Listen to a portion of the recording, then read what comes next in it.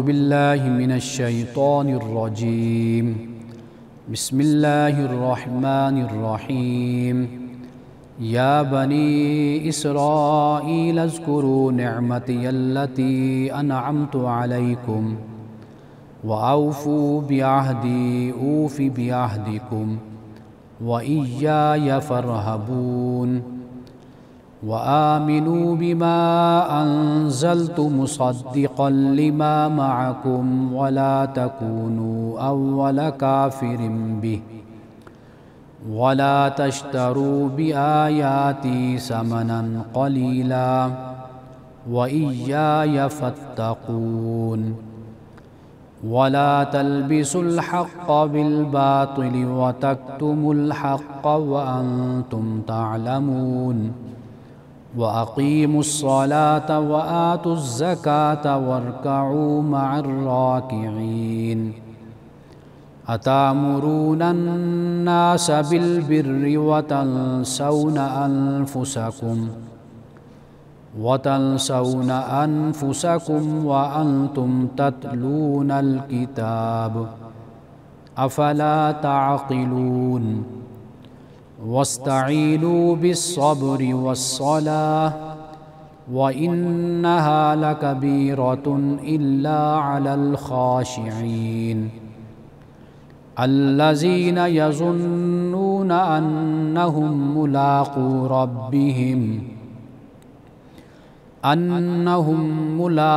ربهم وأنهم إليه راجعون صدق اللہ العظیم۔ اے بنی اسرائیل، یاد کرو میری نعمت کو جو میں نے تم پر انعام کی، اور پورا کرو میرے وعدے کو، میں پورا کروں گا تمہارے وعدے کو، اور مجھ ہی سے ڈرو، اور ایمان لاؤ اس پہ جو میں نے نازل کیا، تصدیق کرنے والا ہے اس کی جو تمہارے پاس ہے،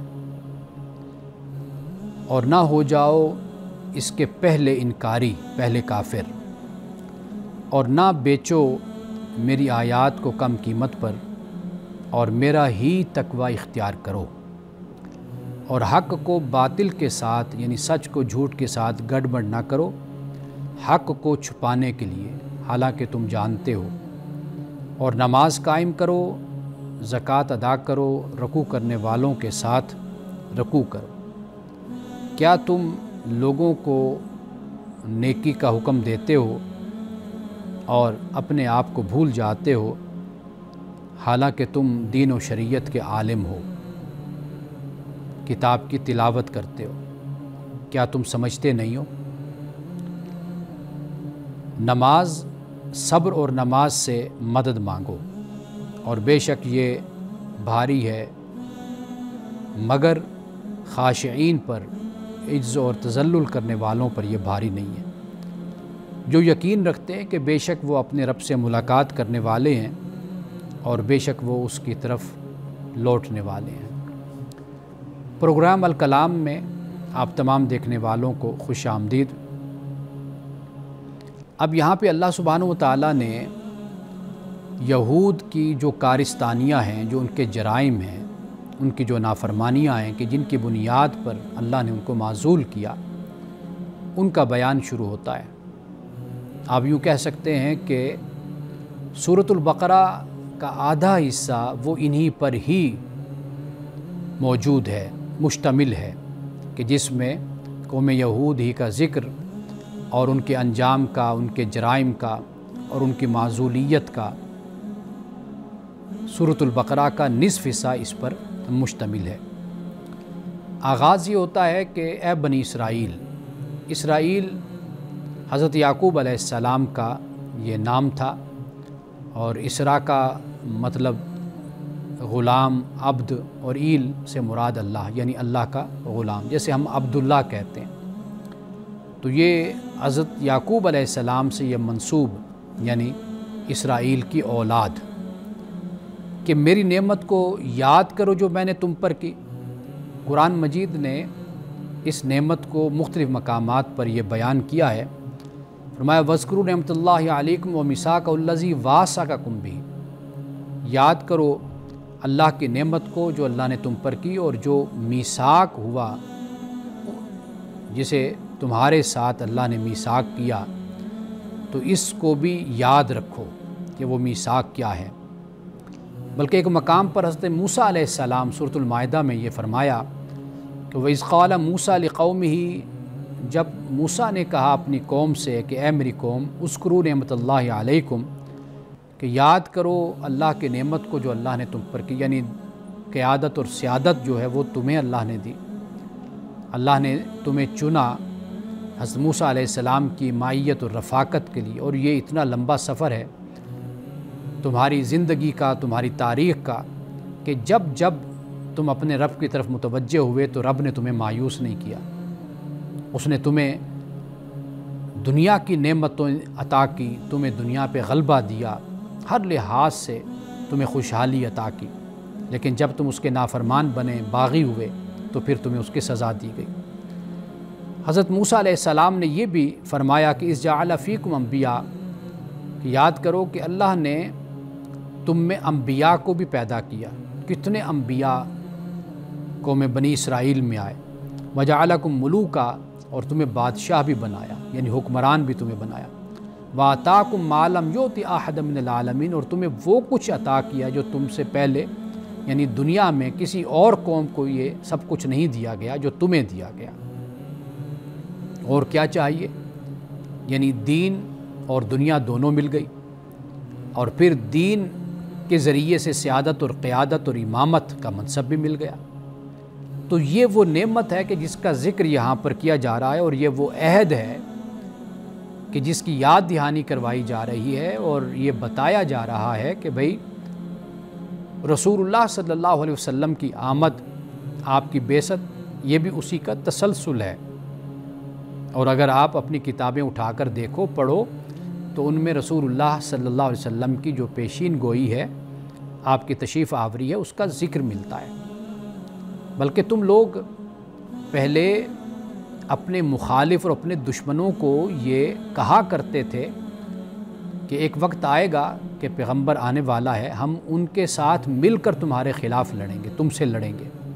یہ تم اپنے دشمنوں کو یہ دھمکی دیا کرتے تھے اور یہ بات کہا کرتے تھے۔ لیکن پھر کیا ہوا؟ جب رسول اللہ صلی اللہ علیہ وسلم آئے تو ماننے سے انکار کر دیا۔ تو یہاں پر یہ فرمایا کہ وَإِيَّایَ فَارْهَبُونَ، فرحبون رہب، یعنی مراد یہ کہ خدا کا جو روب ہے اور اس کی جو ہیبت ہے، اس کا جو دبدبہ ہے، اس کو تم محسوس کرو۔ جس طرح میثاق اور عہد کے وقت تمہیں دکھایا گیا کہ خدا کتنا طاقتور ہے، قوت والا ہے، اور کتنا با اختیار ہے۔ تو لہٰذا اب ایک طرف تمہارے مفادات ہیں، تمہارے منفعت ہے، دوسری طرف کیا ہے؟ وہ رسول اللہ صلی اللہ علیہ وسلم کی بعثت ہے، آپ اللہ کا پیغام لے کر آئے ہیں۔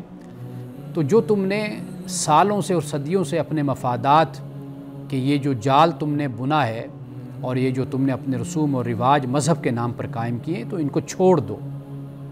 تو وَإِيَّایَ فَارْهَبُونَ میں جو ایایا ہے، یعنی یہ جو مفعول پہلے آیا، یہ ایسے ہی ہے کہ جیسے ایاک نعبد و ایاک نستعین میں ہے کہ تیری ہی ہم عبادت کرتے ہیں۔ تو یہاں پر ہی کا معنی پیدا ہوتا ہے، یعنی حصر پیدا ہو جاتا ہے، ایک تاکید اور ایک زور پیدا ہو جاتا ہے کہ مجھ سے ہی تم ڈرو اور ایمان لاؤ اس پہ جو میں نے نازل کیا۔ اور یہ بھی فرما دیا کہ یہ جو نازل کیا ہے، یہ وہی پیشین گوئیاں جو تمہاری کتابوں میں، تورات میں موجود ہیں، انجیل میں، یہ اس کے مطابق ہے۔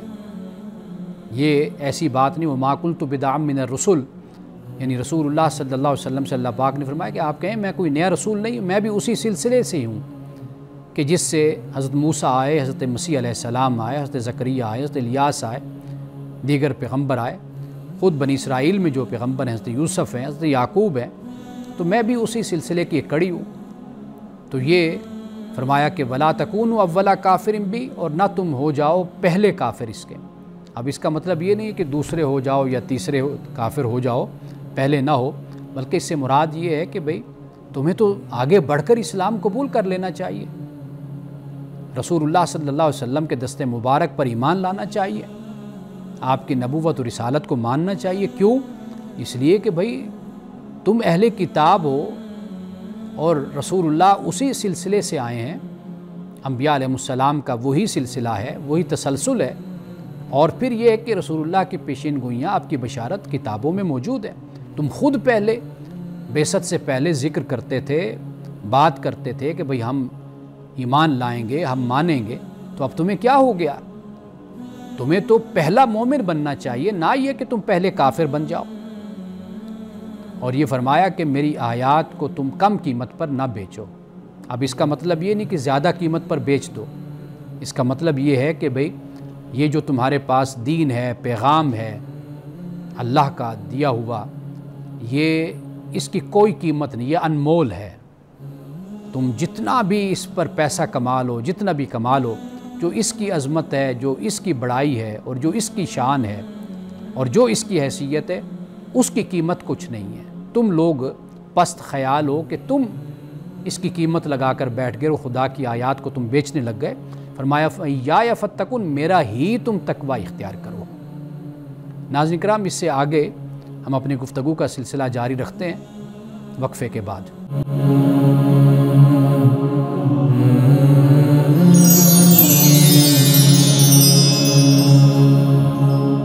وقفے سے پہلے ہم اس نقطے پہ بات کر رہے تھے کہ بنی اسرائیل، اللہ سبحانہ وتعالیٰ نے ان کو اپنی نعمت یاد کروائی، عہد یاد کروایا، اور وہ کیا تھا کہ محمد رسول اللہ صلی اللہ علیہ وسلم تشریف لائیں گے، تم ان پر ایمان لانا۔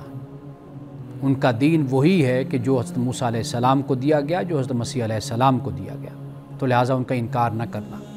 لیکن اب چونکہ اس وقت تک ایک قوم اپنے رسوم و رواج پیدا کر چکی ہوتی ہے، اپنے عقائد بنا چکی ہوتی ہے، نظریات گھڑ چکی ہوتی ہے، اور پھر ان نظریات اور ان عقائد کے مطابق پھر معاشرت، پھر سیاست، پھر معیشت وجود میں آ جاتی ہے، تو یہ کوئی آسان کام نہیں ہوتا حق کو قبول کرنا اور اپنے بنائے ہوئے جال سے نکلنا، خول سے نکلنا، اپنے بنائے ہوئے آس پاس جو دیوار ہے اس دیوار کو گرانا، یہ کوئی آسان بات نہیں ہوتی۔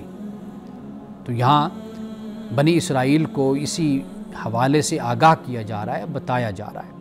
اب دیکھیے آگے فرمایا کہ حق کو باطل کے ساتھ گڑبڑ نہ کرو اور حق کو چھپاؤ نہیں، یعنی حق کو چھپانے کے لیے تم حق اور باطل کو آپس میں مکس اپ کر دو، ملا دو، ان میں ایک لفظ کو پیدا کر دو۔ تو فرمایا کہ نہیں، ایسا نہ کرو، وانتم تعلمون، جب کہ تمہیں پتہ بھی ہے، تم جانتے ہو۔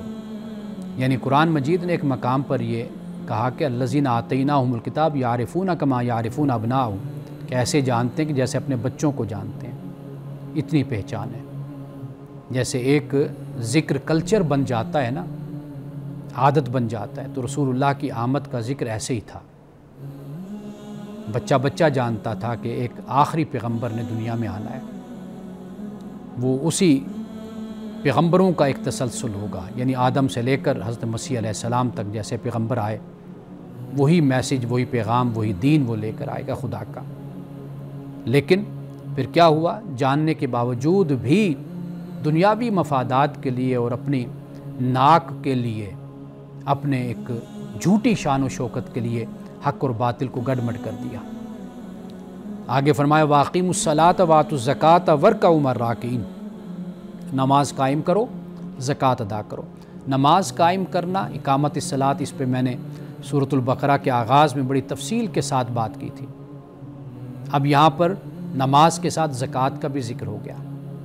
ایک نقطہ جو بہت اہم ہے، جو ہمیں سمجھنا چاہیے، وہ یہ ہے کہ جیسے جیسے سفر پیغمبر کی ذات سے دور ہوتا چلا جاتا ہے، یعنی جب پیغمبر تشریف لاتا ہے اور پھر دنیا سے چلا جاتا ہے، اس کے بعد جیسے جیسے زمانہ دور ہوتا چلا جاتا ہے اس کے زمانے سے، تو پھر کیا ہوتا ہے؟ پھر اس طرح ہوتا ہے کہ مذہب صرف ایک ڈوگما جس کو کہا جاتا ہے، اس کی صورت ایک ایسی بن جاتی ہے، بس خالی خولی ایک روایت، ایک اظہار، ایک مظاہر اس کے بن جاتے، رہ جاتے ہیں، رسوم رہ جاتی ہیں، اس کی جو روح ہوتی ہے وہ ختم ہو جاتی ہے۔ قرآن مجید نے جہاں پر اقامت الصلاۃ کی بات کی وہاں پر ایتاء الزکوٰۃ کی بھی بات کی ہے۔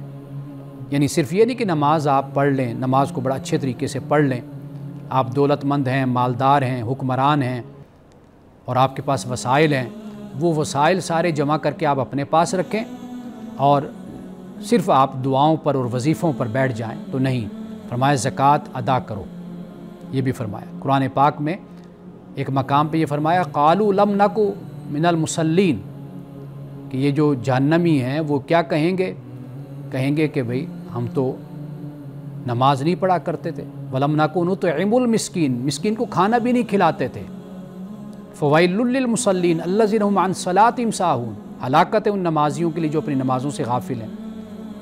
کرتے کیا ہیں؟ کرتے یہ ہیں کہ یتیم کو دھکے دیتے ہیں، مسکین کو کھانا کھلانے کی ترغیب نہیں دیتے۔ تو لہٰذا جب ہم دین کو پڑھتے ہیں، اسلام کو قرآن کی روشنی میں، تو قرآن کبھی آپ کو یہ نہیں کہتا کہ بس آپ اپنی روحانیت کا اہتمام کرتے رہیں کہ آپ اسی سے اللہ کا قرب حاصل کر لیں گے، بلکہ اپنے مال اور دولت کو خرچ کرنا یہ اللہ کے قرب کا ذریعہ اور سبب ہے۔ جہاں پر نماز ہے وہاں پر زکوٰۃ بھی ہے۔ یعنی ایک شخص ہے جو مالدار ہے، اب وہ مسجد میں بیٹھا ہوا ہے اور تسبیح پڑھ رہا ہے، نمازیں پڑھ رہا ہے، تہجد پڑھتا ہے، نوافل ادا کر رہا ہے، لیکن دوسری طرف اپنی دولت کو تقسیم نہیں کرتا، بانٹتا نہیں ہے، تو اب اس کے لیے سب سے بڑی نیکی ہے کہ وہ اپنی دولت کو تقسیم کرے۔ اسی طرح حکمران ہے، اس کے پاس اختیار ہے، اب اس کی سب سے بڑی نیکی اس کی جو ڈیوٹی اور ذمہ داری اور فرض ہے اس پر وہ یہ ہے کہ وہ اپنے اختیارات کو صحیح استعمال کرتے ہوئے عوام کی خدمت کرے۔ تو اس بات کو، اس روح کو ہمیں سمجھنا ہوگا۔ اس لیے قرآن مجید نے جہاں پر نماز کا ذکر کیا، آپ دیکھیے کہ اس کے ساتھ ضرور قرآن نے پھر معاشرت کا ذکر کیا، زکوٰۃ کا ذکر کیا، انفاق کا ذکر کیا۔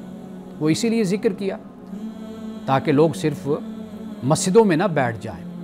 تو ایک یہ تصور دین کا نہیں ہوتا، یہ بعد میں تصورات پیدا ہوتے ہیں کہ آپ دیکھتے ہیں کہ ٹیکس نہیں دینا، زکوٰۃ نہیں دینی، اگر دینی ہے تو بڑی بادل نخواستہ ادا کرنی ہے، لیکن باقی کاموں میں دیکھیں گے کہ جن میں نہ کوئی خرچ ہوتا ہے نہ مال لگتا ہے، ان کاموں میں آپ دیکھیں گے وہ آگے بڑھ چڑھ کر حصہ لے رہے ہوں گے۔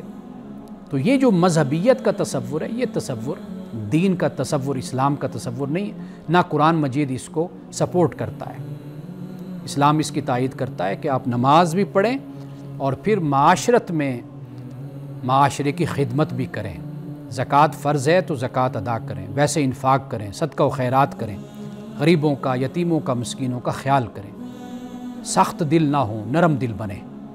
ورکعوا مع الراکعین، رکوع کرنے والوں کے ساتھ رکوع کرو۔ اب اس میں دو مطلب ہیں، ایک تو یہ ہے کہ بنی اسرائیل نے، قوم یہود نے رکوع کو ترک کر دیا تھا، چھوڑ دیا تھا۔ دوسرا اس کا مطلب یہ ہے کہ جماعت کے ساتھ چلو۔ آپ جب مسجد میں آتے ہیں تو ایک روح پیدا ہوتی ہے، روحانیت پیدا ہوتی ہے، اجتماعیت کے ساتھ آپ ملتے ہیں، بیٹھتے ہیں، نماز پڑھتے ہیں، ایک ڈسپلن آپ کے اندر پیدا ہوتا ہے۔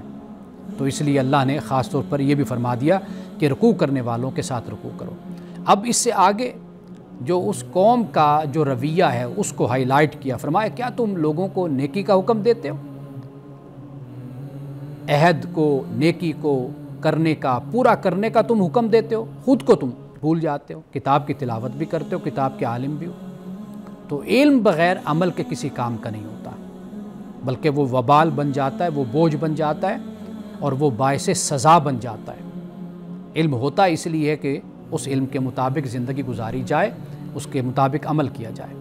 علم اس لیے نہیں ہوتا کہ آپ نے دوسروں پر رعب ڈالنا ہے، آپ نے لوگوں سے عزت لینی ہے یا لوگوں میں اپنے مقام اور مرتبہ کو حاصل کرنا ہے۔ علم اس لیے ہوتا ہے کہ آپ اپنے اندر خشیت پیدا کریں، تضرع پیدا کریں، اپنے اندر عجز و انکساری پیدا کریں اور مخلوق خدا کا بھلا کریں، اس علم کو عام کریں۔ تو یہ جو قوم یہود ہے یا بنی اسرائیل جس کا قرآن نے ذکر کیا، ان کا کام یہی تھا، لوگوں کو نصیحت، خود میاں فصیحت، خود عمل نہیں کرنا۔ دوسروں کو نماز کا کہنا ہے، خود نماز نہیں پڑھنی، دوسروں کو نیکی کی طرف بلانا ہے، خود اس نیکی پر عمل نہیں کرنا۔ تو یہ ان کا کریکٹر تھا، یعنی یہ پست ترین کردار ایک قوم کا ہوتا ہے کہ جس کے علماء اور جس کے مذہبی پیشوا خود عمل سے خالی ہوتے ہیں، سود خور ہوتے ہیں، لولا ینہاہم الربانیون والاحبار عن قولہم الاسم واکلہم السحت، کہا کہ یہ جو علماء مشائخ ہیں یہود کے، یہ کیوں نہیں لوگوں کو منع کرتے؟ کس سے نہیں منع کرتے؟ جھوٹ بولنے سے اور حرام کھانے سے کیوں نہیں منع کرتے؟ ان کے ساتھ شامل کیوں ہو جاتے؟ یہ قرآن پاک نے ان پر تنقید کی ہے، ان کی مذمت کی ہے، تو یہ ان کا کریکٹر تھا جو یہاں پر بیان ہوا۔ افلا تعقلون، فرمایا تم عقل نہیں رکھتے، سوچتے نہیں ہو؟ سیدھی سادی سی بات ہے، جو تم جانتے ہو، علم رکھتے ہو تو اس پر عمل کرو۔ اب اس کے بعد فرمایا کہ صبر اور نماز سے، صلاۃ سے مدد مانگو۔ یا ایھا الذین آمنوا استعینوا بالصبر والصلاۃ، صبر اور صلاۃ۔ اور یہ جو صبر ہے، یہ در حقیقت نفس کو گھبراہٹ، مایوسی اور دل برداشتگی سے بچا کر اپنے موقف پر جمائے رکھنا، یہ در حقیقت صبر ہوتا ہے۔ صبر بے بسی کا نام نہیں ہے، بے کسی کا نام نہیں صبر۔ صبر ہے اپنے آپ کو اپنے موقف پر، اپنے نفس کو جما کر رکھنا۔ بے شک گھبراہٹ بھی ہے، مایوسی بھی ہے اور دل برداشتگی، ان سب سے بچا کر، کہ جو انسان کو منتشر کر دیتے ہیں، ان سے بچا کر اپنے آپ کو اپنے موقف پر جما کر انسان رکھے، تو یہ صبر ہے۔ اور نماز، 5 وقت کی نماز، فرمایا کہ یہ نماز بھاری ہے، لیکن جو عجز اور تذلل کرنے والے ان پر بھاری نہیں ہے۔ صبر پھر بھی انسان کرتا ہے، لیکن نماز آپ دیکھیے کہ یہ زیادہ ہم معاشرے میں دیکھتے ہیں کہ لوگ سب کام کر لیں گے، نماز کا وقت ہوگا تو ادھر ادھر نکل جائیں گے۔ اب تو معاملہ یہ ہے نوجوانوں کے ساتھ کہ جی کپڑے ہمارے پلید ہیں، کپڑے ہمارے ناپاک ہیں، ہم تو نماز نہیں پڑھ سکتے۔ جنہوں نے نماز پڑھنی ہوتی ہے وہ اپنے کپڑوں کو بھی تو پاک رکھتے ہیں نا۔ تو یہ قرآن کہتے ہیں کہ یہ نماز بھاری ہے، لیکن ان پر بھاری نہیں جو خشوع، فروتنی، عجز و انکساری اختیار کرنے والے، جو اپنے رب کی بارگاہ میں جھکنے والے ہیں۔ تو فرمایا کہ یہ ان کے لیے نماز بھاری نہیں ہوتی۔ تو میں اپنے بہنوں سے، بھائیوں سے، اپنے بیٹوں اور بیٹیوں سے میں یہ کہوں گا کہ نماز کا ضرور اہتمام کیا کریں۔ نماز پڑھیں گے، دل کے ساتھ نماز ادا کریں گے تو رب سے آپ کا تعلق بنے گا۔ جب اللہ سے آپ کا تعلق قائم ہوگا تو آپ دیکھیں گے کہ آپ کو اللہ ایک روحانی سکون اور ایک اطمینان آپ کو عطا فرمائے گا۔ یہ روحانی اور سکون آپ کی زندگی میں، معاشرت میں جو بہت سی پریشانیاں ہوتی ہیں اور بہت سے اضمحلال اور انسان کو بہت سے معاملات میں مشکلات ہوتی ہیں، تو انسان کا جب تعلق خدا کے ساتھ قائم ہوتا ہے تو معاملات سنورتے چلے جاتے ہیں، بہتر ہوتے چلے جاتے ہیں۔ انسان ایک پختہ اور ایک مضبوط انسان بنتا ہے نماز کی ادائیگی سے، نماز پڑھنے سے، اللہ سے تعلق قائم کرنے سے۔ اب اس کے بعد فرمایا کہ جو یقین رکھتے ہیں، یہاں پر ظن کا لفظ ہے، ظن یعنی شک کے معنی میں بھی استعمال ہوتا ہے، لیکن اور میں یہ بھی واضح کرتا چلوں کہ یہ جو ظن زے کے ساتھ ہوتا ہے، زے اور نون، یہ فارسی کا ظن ہے جس کا مطلب عورت ہوتا ہے، لیکن جو عربی کا ظن ہے وہ زوئیں کے ساتھ ہے، زو نون۔ یہ جو ظن ہے یہ گمان ہوتا ہے۔ جیسے میں گفتگو کے دوران ظن اور گمان بولتا ہوں تو وہ ظن فارسی والا نہیں ہے، یہ ظن عربی والا ہے، یعنی اس سے مراد گمان ہے۔ تو یہ یقین کے لیے بھی اس کو استعمال کیا جاتا ہے، اور قرآن مجید میں خود جو اس کا مقام ہوتا ہے، یعنی سیاق و سباق سے خود پتہ چل جاتا ہے کہ یہاں پر یہ کس معنی میں استعمال ہوا ہے۔ تو یہاں یقین کے معنی میں ہے کہ جو یقین رکھتے ہیں اس بات پر کہ وہ اپنے رب سے ملاقات کرنے والے ہیں اور بے شک وہ اسی کی طرف لوٹنے والے ہیں۔ یہ جو رب سے ملاقات ہے یہ قرآن مجید میں کئی اور مقام پر بھی اس کا ذکر ہوا ہے۔ ناظرین کرام، قرآن میں جہاں جہاں بھی یہ بیان ہوا رب سے ملاقات کا، بڑے کمال ہے، یعنی آپ جب یہ سنیں گے تو آپ کی روحانیت میں بھی اضافہ ہوگا، ابدیت میں، اور رب سے تعلق بڑا مضبوط ہوگا۔ یہ میں انشاءاللہ آئندہ پروگرام میں یہیں سے اپنی گفتگو کا آغاز کروں گا کہ رب سے لقائے رب کیا ہے، رب سے ملاقات کہ بندہ کرے گا، اور اس بات کا مومن یقین رکھتا ہے کہ وہ اپنے رب سے ملاقات کرے گا آخرت میں، قیامت میں۔ تو یہ رب سے ملاقات کیا ہے، قرآن اس طرح کس طریقے سے اس کو بیان کرتا ہے، تو اس پہ انشاءاللہ ہم آئندہ پروگرام میں تفصیل کے ساتھ بات کریں گے۔ اب ہم وقفہ لیتے ہیں، وقفے کے بعد آپ کے سوالات و جوابات اس پہ ہم بات کرتے ہیں۔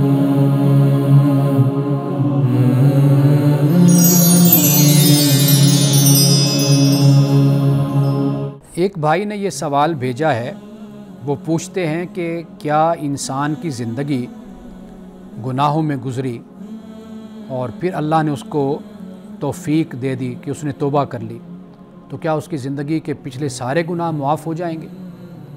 تو یہ سوال مجھ سے پرسنلی بھی مجھ سے جب پوچھا گیا، بات کی گئی اس پر، تو پوچھنے والے کی آنکھوں میں آنسو تھے۔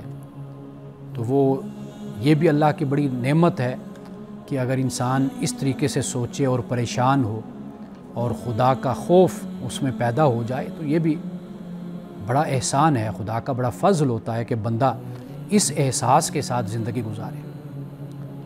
تو یہ سوال میں نے خاص طور پر اسی لیے اپنے پروگرام میں شامل کیا کہ تاکہ اس سے دیکھنے والے آپ ناظرین کا بھی اس سے کافی بھلا ہوگا اور بھلائی ہوگی کہ ہم اپنی زندگی پر ہم توجہ کر سکیں گے کہ ہم بڑے گناہ گار ہیں، معصیت کار ہیں۔ تو اللہ سے یہی دعا ہم کرتے ہیں کہ اللہ تعالی ہمیں بھی معاف فرمائے، اور جو توبہ ہے، جیسے ہم نے حضرت آدم علیہ السلام کا ذکر کیا تھا، تو وہاں پر بات اصل وہ یہی تھی کہ توبہ انسان کرتا ہے، ندامت کا اظہار کرتا ہے، اور پھر پختگی کے ساتھ ارادہ کرتا ہے کہ میں اس پر عمل کروں گا۔ تو توبہ کے بھی کچھ ارکان ہوتے ہیں، آپ یوں کہہ لیجئے، کچھ شرائط ہوتی ہیں۔ تو اب یہاں پر یہ دیکھیے کہ جب یہ بھائی پوچھ رہا تھا تو اس وقت اس بھائی کی آنکھوں میں آنسو تھے۔ تو میں گزارش یہ کروں گا کہ انسان جو ہے دوسرے انسان کا ماضی دیکھتا ہے، اس کی تاریخ دیکھتا ہے۔ اگر کوئی نیک ہو جائے نا تو ہم اسے تانا دے رہے ہوتے ہیں کہ یہ دیکھو بڑا نیک ہو گیا ہے، پہلے یہ ایسے ہوا کرتا تھا۔ بلکہ کوئی شخص توبہ کر لے اور اپنی زندگی کو ماضی سے مختلف کر لے تو ہمیشہ ہمارے ہاں اس پر تبصرے ہوتے ہیں۔ لیکن اللہ سبحانہ و تعالیٰ اتنا رحیم، اتنا کریم ہے کہ وہ اپنے بندے کے ماضی کو نہیں دیکھتا، اس کی ہسٹری کو نہیں دیکھتا۔ جیسے وہ بندہ اللہ کے پاس آتا ہے، توبہ کرتا ہے، معافی مانگتا ہے، اللہ اس کو معاف کر دیتا ہے، سارے گناہ اس کے معاف ہو جاتے ہیں۔ ہاں، وہ گناہ جو اللہ سے متعلق ہوتے ہیں یعنی اللہ معاف کر دیتا ہے، جن کا تعلق مخلوق کو اذیت دینا، تکلیف دینا، ظلم کرنا، مخلوق پر زیادتی کرنا، جو اس طرح کے جو گناہ ہوتے ہیں یہ تب ہی معاف ہوتے ہیں جب وہ مخلوق جو جس کے ساتھ زیادتی کی، جس کا کوئی پلاٹ ہتھیار لیا، کسی کو دھوکہ دیا، اس بیچارے کی زندگی تباہ کر دی، جب تک اس تک معاملہ نہیں پہنچتا اور اس کا مسئلہ حل نہیں ہوتا، جس طرح اس کو دھوکہ دیا گیا، اس کو لوٹا گیا، اس کی تسلی نہیں ہوتی، وہ خوش نہیں ہوتا، اس وقت تک توبہ قبول نہیں ہوتی، اللہ معاف نہیں کرتا۔ ہاں، جو اللہ سے متعلق حقوق ہیں، جیسے نماز ہے، جیسے روزہ ہے، اور ایسے زکوٰۃ، حج وغیرہ، تو یہ اللہ تعالیٰ معاف کر دے گا، انسان توبہ کرتا ہے تو۔ لیکن یہ کہ جو بندوں سے متعلق ہے وہ بندوں کے ساتھ معاملہ ہے۔ اسی طرح حج پر کوئی جاتا ہے تو وہ ایسے ہو جاتا ہے کہ جیسے آج وہ اپنی ماں کے پیٹ سے باہر آیا، دنیا میں آیا ہے، پیدا ہوا ہے، تو وہاں پر بھی اس کے وہی گناہ معاف ہوں گے جو رب سے متعلق ہوں گے، جو مخلوق سے متعلق ہوں گے وہ نہیں معاف ہوں گے۔ جو لوگوں کا یہ خیال ہوتا ہے نا کہ ہم سال میں 1-2 دفعہ عمرہ کر لیتے ہیں یا حج کر لیتے ہیں تو لہٰذا ہمارے سب پچھلے گناہ معاف ہو جائیں گے، تو وہ نہیں، وہ صرف وہی معاف ہوں گے جو کوتاہی خدا کے ساتھ، خدا کے متعلق ہوگی۔ تو یہ واضح کر لینا چاہیے۔ تو موت تک انسان توبہ کر سکتا ہے، اللہ نے توبہ کے جو دروازے ہیں ان کو کھلا رکھا ہوا ہے۔ یہ ایک سوال بھیجا گیا ہے کہ میں نے ایک مقرر کو، خطیب کو میں نے سنا تو وہ کہہ رہے تھے کہ کیا کالے جوتے پہننے سے پریشانیوں میں اضافہ ہو جاتا ہے، پریشانیاں بڑھ جاتی ہیں۔ ایسی کوئی بات نہیں ہے۔ کہیں بھی ایک تو ہے نا کہ کوئی ضعیف حدیث کہا جاتا ہے، ویک، ایک ہوتا ہے فیبریکیٹڈ موضوع، من گھڑت بھی کوئی روایت ایسی موجود نہیں ہے کہ کالے جوتے پہننے سے کوئی پریشانیوں میں اضافہ ہو جاتا ہے۔ اور وہ لوگ کہ جو خاص طور پر ممبر پر بیٹھتے ہیں، کم از کم وہ یہ باتیں اپنے منہ سے نکالنے سے پہلے ان کی تحقیق ضرور کر لیا کریں کہ آیا کہ کوئی سند بھی ان باتوں کی ہے۔ ویسے بھی اسلام میں سیدھی سادی سی بات ہے کہ جو عقل کے خلاف ہے، جو وہم میں ڈالتی ہے، شک میں ڈالتی ہے، اس کا کوئی وجود نہیں ہے۔ قرآن نے واضح طور پر کہا کہ جو کرتے ہو اسی کا، وما اصابکم من مصیبت، کہ جو تمہیں جو مصیبت سے آتا ہے فبما کسبت ایدیکم، تمہارے اپنے ہاتھوں کا کیا دھرا ہے۔ تو یہ بات ذہن میں رکھنی چاہیے۔ اقرا کتابک کفا بنفسک اليوم علیک حسیبا، سورۃ بنی اسرائیل کے اس مقام پر اللہ سبحانہ وتعالیٰ نے یہ فرمایا کہ جو انسان کا والزمناہ، کہ انسان کے جو اعمال نامہ ہے یا اعمال ہے وہ ہم نے اس کے گلے میں لٹکا دیے ہیں۔ یعنی ایسا معاملہ نہیں ہے کہ کوئی نحوست ہے، کوئی توہم ہے، اس بنیاد پر کوئی انسان کے ساتھ معاملہ ہوتا ہے۔ وَكُلَّ إِنسَانٍ أَلْزَمْنَاهُ طَائِرَهُ فِي عُنُقِهِ، تو لہٰذا یہ بات جو قرآن پڑھتا ہے دین سے تعلق ہے، اور پھر دین کا نمائندہ ہے مذہب کا، پھر وہ اگر اس طرح کی باتیں کرے تو بڑی افسوسناک بات ہے کہ جو قرآن پڑھتا ہے، قرآن سے جس کا تعلق ہے اور مذہبی ہے اور عالم خود کو کہلواتا ہے، تو اس کو ایسی بے سر و پا باتیں لوگوں میں عام نہیں کرنی چاہیے۔ پھر عوام تو لے کر بات کو، جو عقیدت مند ہوتے ہیں وہ پھر لے کر چل پڑتے ہیں۔ ان کے لیے تو اتنی دلیل اور اتنا ثبوت ہی کافی ہوتا ہے جی فلاں عالم نے، فلاں خطیب نے یہ بات کہی ہے، تو لہٰذا وہ ہمارے لیے اب حجت بن گئی۔ تو حالانکہ وہ خطیب صاحب وہ خود بھی پڑھیں، مطالعہ کریں، تو ایسی باتوں کا اسلام میں کوئی بھی گزر نہیں، کوئی تصور بھی نہیں ان باتوں کا۔ تو لہٰذا یقین کے ساتھ اپنی زندگی گزاریے، وہ بات جو قرآن نے بیان کر دی یا سنت رسول سے، صحیح حدیث سے ہمیں معلوم ہوتی، یا اس کو آپ دیکھیں، اس کو سمجھیں آپ۔ تو وقفے کے بعد یہ سلسلہ سوالات کا جاری رہے گا، ملتے ہیں ایک وقفے کے۔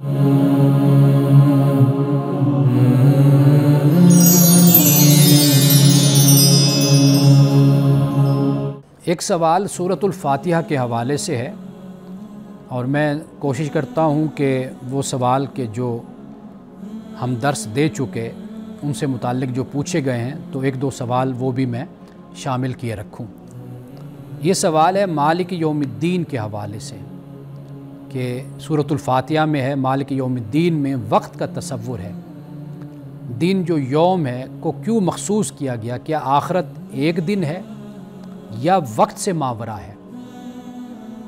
دیکھیے، جب یوم کہا جاتا ہے نا عربی زبان میں، یا جیسے یوم الدین ہم نے یہاں پر پڑھا، تو ایک دن نہیں بلکہ یہاں پر جزا اور حساب کا وقت آپ کہہ لیجئے۔ قرآن مجید نے یہ جو قیامت کا دن ہے، اس کو اللہ نے کہا کہ میرے نزدیک، اللہ کے نزدیک 50,000 سال کا ہے۔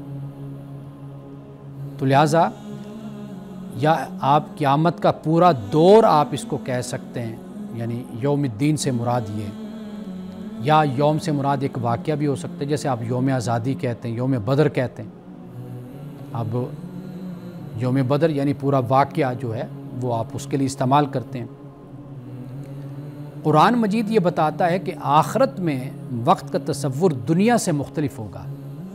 ہمارا 24 گھنٹے کا دن ہوتا ہے، ہم اس کو کہتے ہیں یہ دن، اور جیسے میں نے پہلے بیان کیا کہ قرآن کے مطابق اس دن کی مقدار 50,000 سال اور دوسرے مقام پر 1000 سال، یہ بھی ذکر قرآن پاک میں ہوا ہے۔ یعنی یہ اشارہ ہے کہ یوم کا اطلاق دنیاوی پیمانے سے بالکل مختلف ہے۔ آخرت ایمان بالغیب میں شامل ہے۔ آپ کو معلوم ہے کہ جو ہم غیب پہ ایمان لاتے ہیں اس میں آخرت بھی شامل ہے۔ اس لیے انسان کے جو دنیاوی فہم ہے اور جو وقت کا تصور ہے، اس سے یہ آخرت کا جو فہم ہے یہ ماورا ہے، یہ بلند ہے۔ زمان و مکان کا جو خاتمہ ہے وہ مادی دنیا میں ٹائم اور سپیس یہ ایک دوسرے کے ساتھ جڑے ہوئے ہیں، لیکن آخرت کا جو آغاز اور بعد کے جو مراحل ہیں اس کی جو وہ ایک ایسی ڈائمنشن ہے کہ جو دنیاوی حوالے سے جو زمان و مکان ہے اس سے وہ ماورا ہے۔ تو لہٰذا یہ وہ دن ہے جب اللہ سبحانہ و تعالیٰ کی جو مطلق بادشاہت ہے اور جزا دینے کی جو صفت ہے، یہ اللہ کے اپنے کمال کو پہنچ جائے گی۔ اسی طرح آخرت بھی دنیا کے وقت کے پیمانوں سے کہیں زیادہ عظیم اور کہیں زیادہ ماورا ہے۔ تو یہ دونوں مختلف ڈائمینشنز ہیں، یہ دونوں مختلف دنیائیں ہیں، جہان ہیں، بلکہ یہ لفظ کہنا چاہیے، جہان ہے یہ، آخرت اور دنیا۔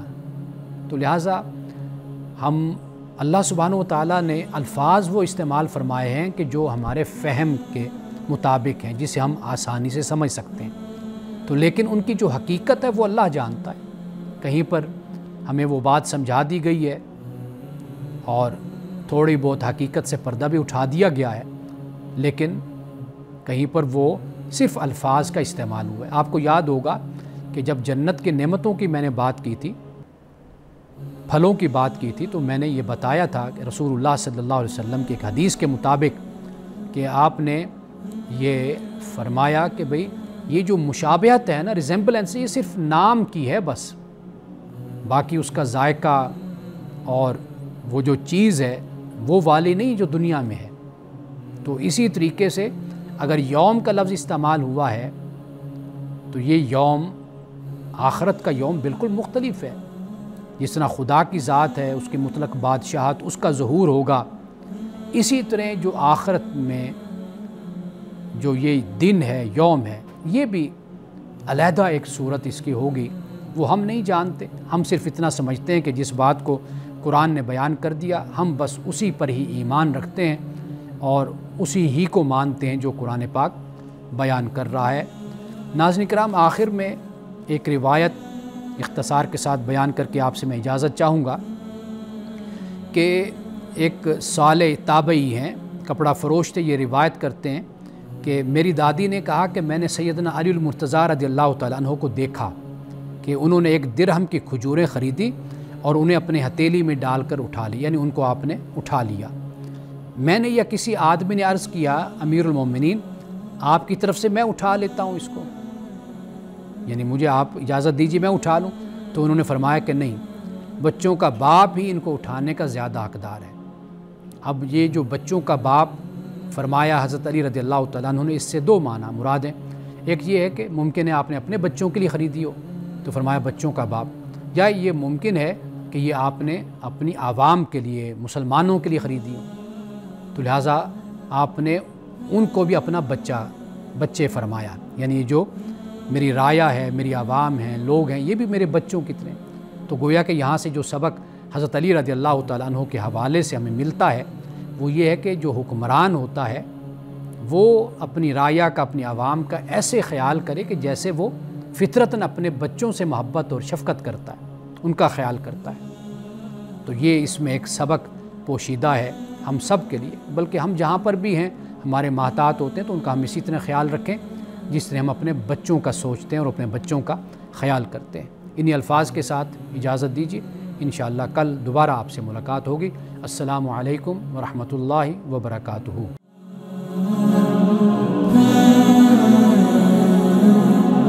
Mm-hmm.